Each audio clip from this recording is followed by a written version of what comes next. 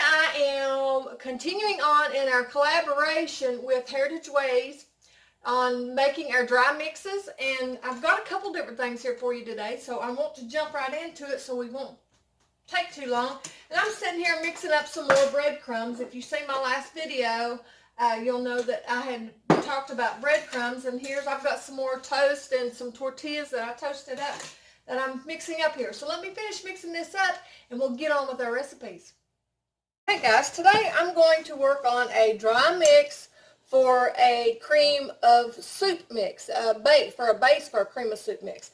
This can be used as a cream of chicken or it can be used as a cream of mushroom, either one. So what I've got in this bowl here is 2.5 cups of all-purpose flour. To that I'm going to add, like I mentioned before, our milk. There's 2 cups of powdered milk. I'm going to mix that into the bunch. 1/4 cup of chicken bouillon. 2 tablespoons of onion flakes.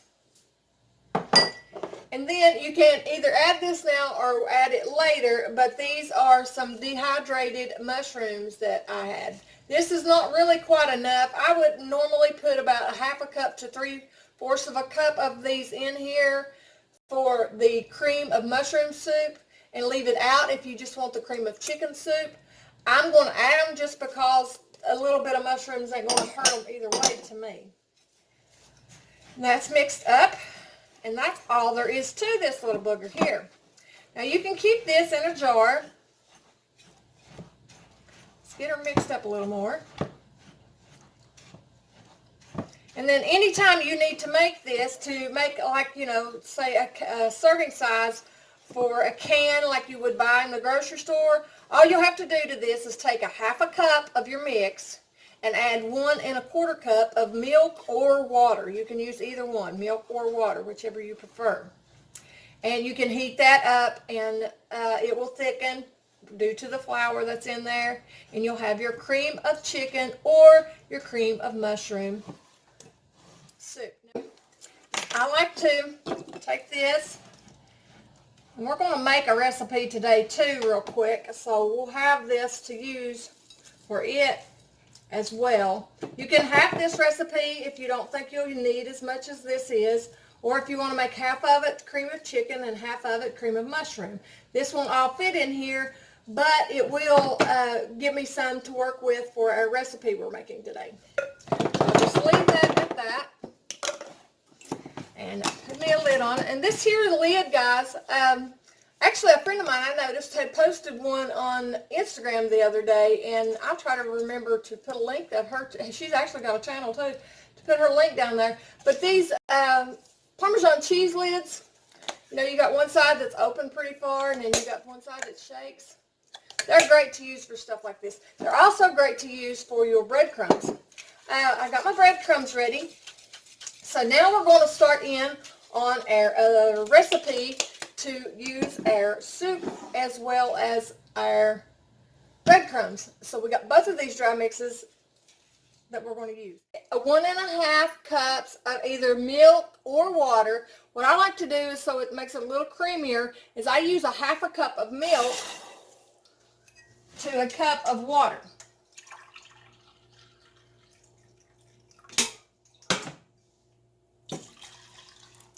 And then we'll put in our 1/2 cup of mix. And we'll just stir this until it gets to the thicker consistency that we want.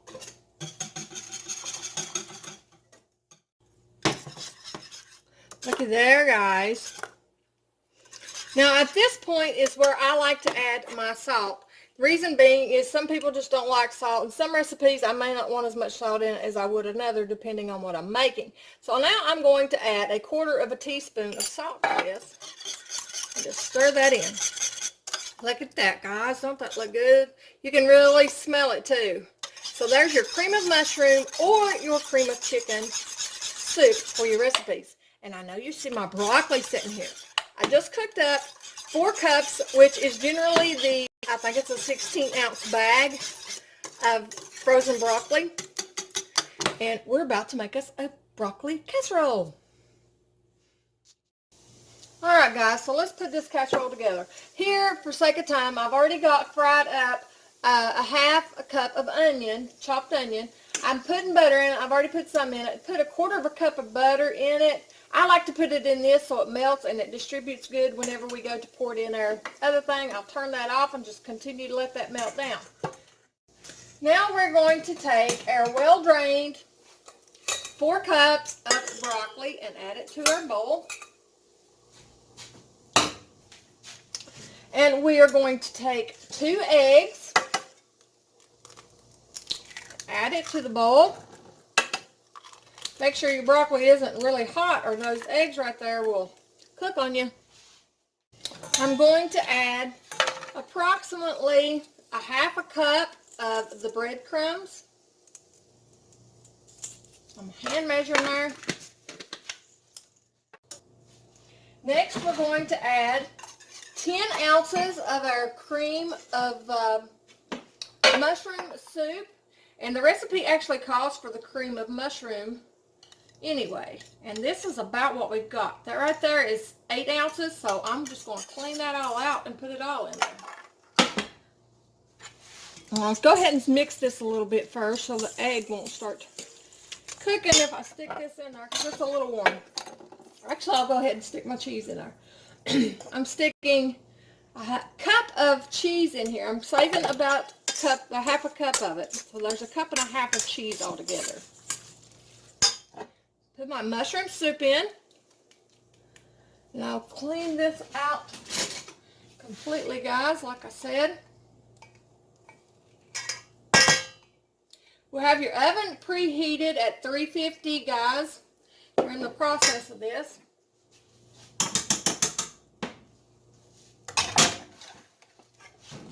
I love broccoli casserole, guys. This makes it even better knowing that these soup mix does not have all those preservatives and stuff in it. And I usually keep that, guys, in a freezer. You don't have to. You can keep it on the shelf too. But just because I don't use it as often, like I said, you can hack that recipe and if you don't think you'll use it as often. And that way you don't have to even think about putting it in the freezer. But that's the only reason I do. It's just because I make a lot of it at once. I'm going to pour my butter and onion in here. My oven just got preheated. Stir all this yumminess up. Can you see that, guys? Cheese, broccoli, cream of mushroom soup, breadcrumbs. Just that'll help it just stick together good. Now I've got my greased pan here. I am going to add this to. You used your breadcrumbs. Most of these recipes like this call for Ritz crackers. And, you know, the main thing with that is Ritz crackers are a little buttery. So, if you wanted to, when we top this off here in a minute, you'll see what I mean. We'll top it off with breadcrumbs. You can always add you a couple dollops of butter on top if you wanted to, and it would penetrate through it. I let my broccoli sit there while I was preparing all this, and it got too soft on me, but it will still go down good. Now, I'm going to add some more cheese to this. Now here, guys, this next step is where we can play around with some breadcrumbs. I got some of those breadcrumbs out here. I want to take a little bit of parsley. You can just add what you want to, whatever you think goes good with your recipe you're making. Now this one, I wouldn't put garlic. I mean, I wouldn't put, well, I wouldn't put garlic either. But I wouldn't put any oregano or basil or nothing like that in it. I just don't think that would go too well. But I am going to put some pepper and some parsley in there. And that will help it look pretty. And like I said, you can even dollop the top of it with some butter, which I'll probably do. I might just use my ghee though, since it's here and it's already melted down.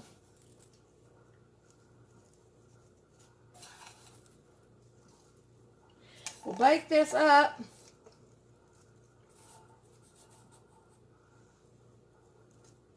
And we have used 2 awesome dry mixes in this. And like I said, I'll dollop some. Get me another one. Butter on top of this. I'll stick it in the oven for about 20-25 minutes because everything's pretty well cooked. You just kind of want to marry the flavors together and cook the egg. So I'm just going to dollop a little butter on top. Or ghee, then just like that. And put her in the oven. Alright guys, so I just got her out of the oven. See that? See that down in there? I'll cut us a piece out here. Just a second, let it cool just a little bit, and we'll look at it. Alright guys, I cut me a piece out there. See that yum yum? See that good crusty look on that there? Oh yeah. I love this stuff, guys. So give it a try. And remember, we used our breadcrumbs, and we made our mix with that. Label your mix. I like to label and then put, you know, like 1/2 cup of the powder to versus 1.5 cups of the liquid. That way I don't have to sit and wonder and guess. It's already there in case I forget from one time to the next. So there we go, guys. I hope you like this. I appreciate you guys a great deal. God bless you guys, and I'll see you next week.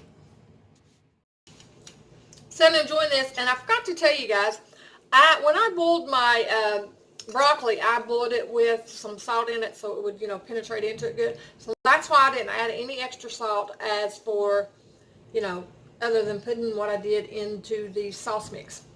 There we go. Club.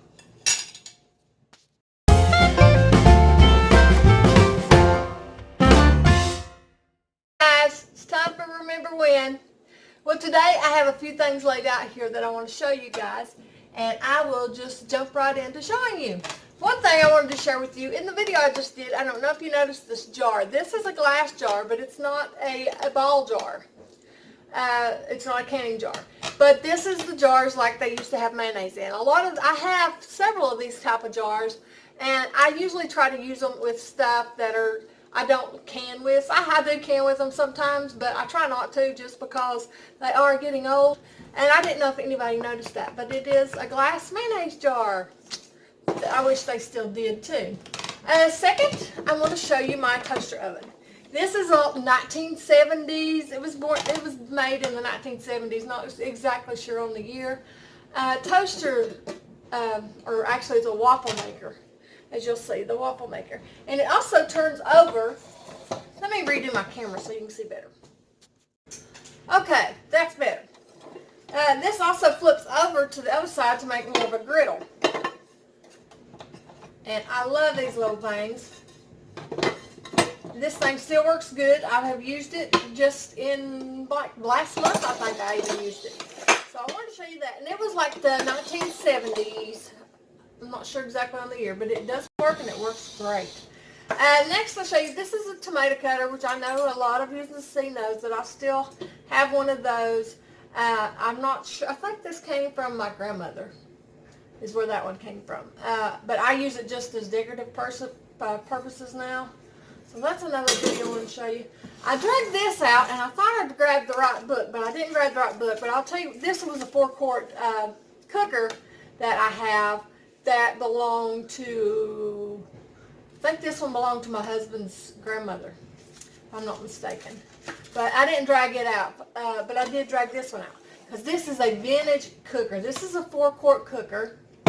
And it's very cool. I'm afraid to use it, just to be honest with you. I don't use it for its purpose because of it being so old. And I know you probably couldn't even get the seal straight anymore. But you twist it like that, and then you bring out the lid. And there's your 4-quart cooker. This belonged to my husband's great-grandmother. This was, or grandmother.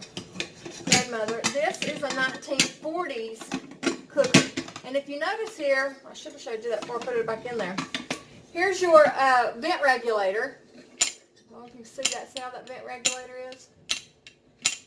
And then here's your air vent on this side. See the little air vent? But whenever you put it together, the air vent goes up underneath this bar. See? It goes up underneath that bar. So, and that's pretty tight, but I'm skeptical about using it. It does have a seal, and the seal, you can tell, is really dry rotted, but I'm kind of skeptical of using it, so I'm not going to actually use it. But I like it for looks and stuff like that. This is something that I found back whenever I mentioned my daughter's building, that they had bought a new home and there was a building out there, and it looked like people had done applesauce or apple butter and stuff a lot. This was in there. I actually need to put it on a block. I have one of these, and this is what it is. And I need to build me a block for this, to put this on, because it actually has a thing for you to be able to put it on a bladder or a block as well. And it actually works too. Look at this. Look at all those wheels are turning. There's 4 wheels, 5, 6. 6 wheels, 7 wheels, 8. Oh Lord, I keep counting. There's 8 wheels that turn this thing. Let me turn it up this way so you can see what the blades are doing. So you can tell, you put your apple on here. Here's your blade. Now I've got it upside down, but still I think you can see it better. Is that not cool? It's kind of, it catches there. I guess it just won't go all around. Oh, it just goes one way and then the other way. Look at that. Is that not cool, guys? That's what I did. I did it wrong. I'm supposed to be going this way. That is so awesome. I love it. And I use that up. You'll probably see this on top of my kitchen cabinets up here. I keep it up there for decoration. So those are some things I wanted to add to my Remember When today. Anyway, I will leave it at that for this today, and we will continue to do a lot more. And until next week, I love you guys. I thank you guys, and God bless you guys.